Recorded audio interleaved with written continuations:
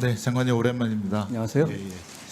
아무래도 그 국민들께서는 지난주 선고한 그 헌법재판소의 권한쟁의 심판에 대해서 앞으로 어떻게 변화할 것인가에 대한 궁금증이 많으실 것 같습니다. 우선 장관님과 검사 6인이 청구한 데 대해서는 일단은 각하가 나온 것은 확인하셨죠? 그렇습니다. 예. 헌재 선고 취지를 보니 그 법무부 장관은 수사권과 소추권을 직접 행사하지 않아서 청구인 적격이 없고, 검사 6인의 경우 수사권과 소추권이 헌법상 보장된 것이 아니라 법률의 규정에 의해서, 국회 입법에 의해서 조정 배분할 수 있다. 그러므로 그는 국회 고유의 입법 사항이다라는 것이기 때문에 각하 판정을 했는데, 이 부분에 대해서 장관은 일단은 공직자니까 인정을 하시겠죠? 헌법재판소 결정은 다툴 방법이 없습니다. 네. 그리고 그러니까 존중하고 인정하신 거는 존중하고 맞겠죠? 거기에 기반해서 법률을 집행할 것입니다. 계속 질의하겠습니다. 네네. 그 뭐 법사위 위원님들도 그렇고 저도 이제 주위에 많은 분들한테 물어봤는데, 특히 이제 법무부 장관의 청구에 대해서는 거의 각하다라는 의견이 열이면 열이었거든요. 뭐 장관께서 요거 좀 오판을 하신 건지 아니면 어떤 다른 이유가 있어서 그런 건지, 요 부분에 대해서만큼은 국민에게 일단은 좀 사과해야 되지 않겠습니까? 위원님께서 열이면 열 물어보셨는데 네. 헌법재판소 9분 중에 4분께서 검사의 청구인 적격도 인정하셨습니다. 그 4분은 거의 10명에 들어가지 않으십니까?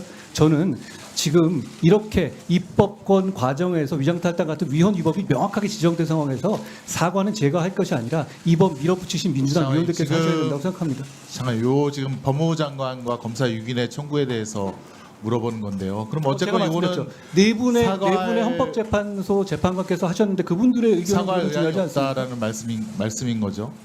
제가 사과할 문제가 아닙니다. 사과할 문제가 아니다. 큰일 났네요. 알겠습니다. 그러면은 검찰청법과 어쨌건 형사소송법이 지금 이제 유효로 확정이 된 거 아닙니까? 그러면 이제 그 입법 취지에 따라서 예전에 이제 6대 범죄에서 다시 부패와 경제 범죄 중 2대 범죄로 이렇게 축소하는 그런 그 법의 취지를 존중해서 시행령을 좀 바꿔야 될 것 같은데, 그 점에 대해서는 어떻게 생각하십니까? 그 법 테두리 안에서 만들어진 시행령이라고 저희가 작년 내내 여기서 논란을 했던 것으로 알고 있습니다. 저는 오히려 국민을 범죄로부터 보호하기 위해서 그 시행령을 지키는 것이 더 중요해졌다고 생각합니다. 저는 왜 도대체 깡패, 마약, 무고, 위증 수사를 못하게 되돌려야 한다는지 그 이유를 오히려 묻고 싶습니다.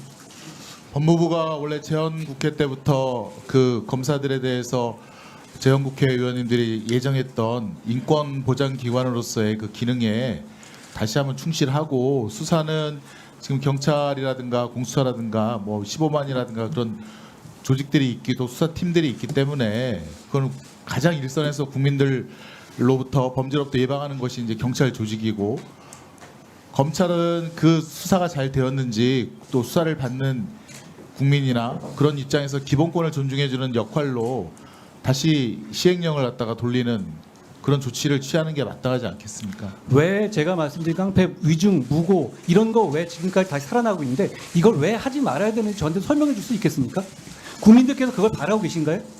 좋아요. 그러면 이제 앞으로 계속 이렇게 시행령을 안 바꾸시면 이런 현상이 나타날 것 같습니다. 지금 그 어쨌건 입법은 6대 범죄에서 2대 범죄로 축소했고, 부패라든가 이 경제는 특가법 적용을 받거나 또 피해 금액이 5억 이상이거나 그런 다 예전 기준들이 있는데, 만약에 검찰에서 지금 계속 이와 같이 수사를 한다면 수사받는 사람 중에서 이 시행령 자체가 위헌이다, 위법이다 하면서 또 청구를, 무효확인 청구라든가 그걸 할 가능성이 충분히 있거든요. 그 혼란에 대해서는 그럼 어떻게 생각하십니까? 지금 입법 자체에 등으로 되어 있는 부분, 그리고 저희는 그 취지를 충분히 존중해서 2대 범죄에 사실상 한정해서 시행령을 만들었다는 점을 말씀드립니다.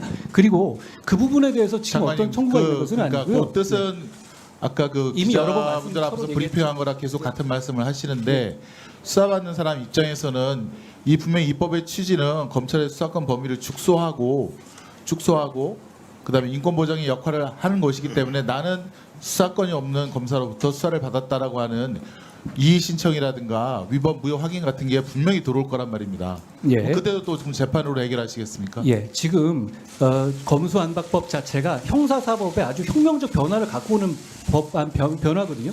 그런 변화에 있었을 때 그 법을 어떻게 해석할지에 대해서 여러 가지 쟁송이 있을 수밖에 없습니다. 그것은 수사권 조정이나 검수안박 때부터 나온 어떤 태생적인 어떤 그런 이 어쩔 수 없는 필연적인 결과이지 그것이 그 시행령 때문이라고 볼 수는 없습니다. 그리고 문제는 저는 그 시행령으로 인해서 국민의 공익이 훨씬 더 증진됐다고 생각합니다. 제가 아까 다시 한번 여쭤보지만 도대체 깡패 마약 무고 위증 수사를 검찰이 하지 말아야 될 이유가 뭐가 있는지 그 공익이 뭔지 좀 설명해 주셨으면 좋겠습니다. 저는 없다고 봅니다.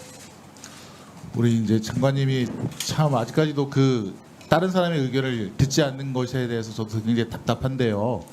지금 거의 수사의 90% 이상은 다 경찰에서 이루어지고 있고 검찰에서는 그것에 대한 검토라든가 기소를 갖다가 하고 있는 것도 또 현실 아니겠습니까?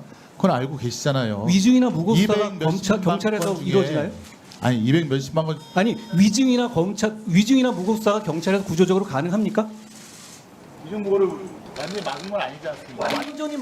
완전히 막는 게 아니라 법정을 지금 검사가 들어가는데 위증 사건 자체가 검사가 수사 안 해가지고 기소가 얼마나 가능하다고 보세요? 통계적으로 별로 없을걸요?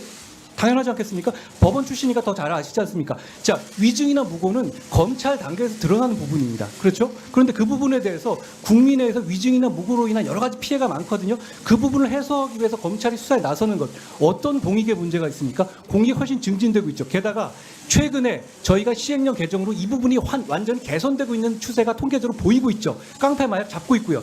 이걸 다시 되돌리자고요? 왜 그래야 됩니까? 자, 수고하셨습니다. 위증무고 인지 건수보다 상대방 당사자가 위증이라든가 무고 고발을 해서 수사가 기시되는 경우가 훨씬 많지 않습니까? 그래서 그 위증무고를 경찰에서 수사하지 않습니까? 알면서 왜 그러세요? 위증 수사를 아니 검찰에서 위증 인지 건수가 1년에 몇 건입니까? 자 아니 건수를 고발로 인해서 수사가 진행되는 몇 건입니까? 자 위증 제가 건수를 말씀드릴게요. 예. 자 위원님 그런데 왜 그렇게 김성원 기술수를 의원님 막으려고 정리해 그러세요? 주십시오. 왜 막으려고 그러시는 거예요? 왜 막으려고 그러시는 거예요? 왜 막으려고 그러시는 거예요?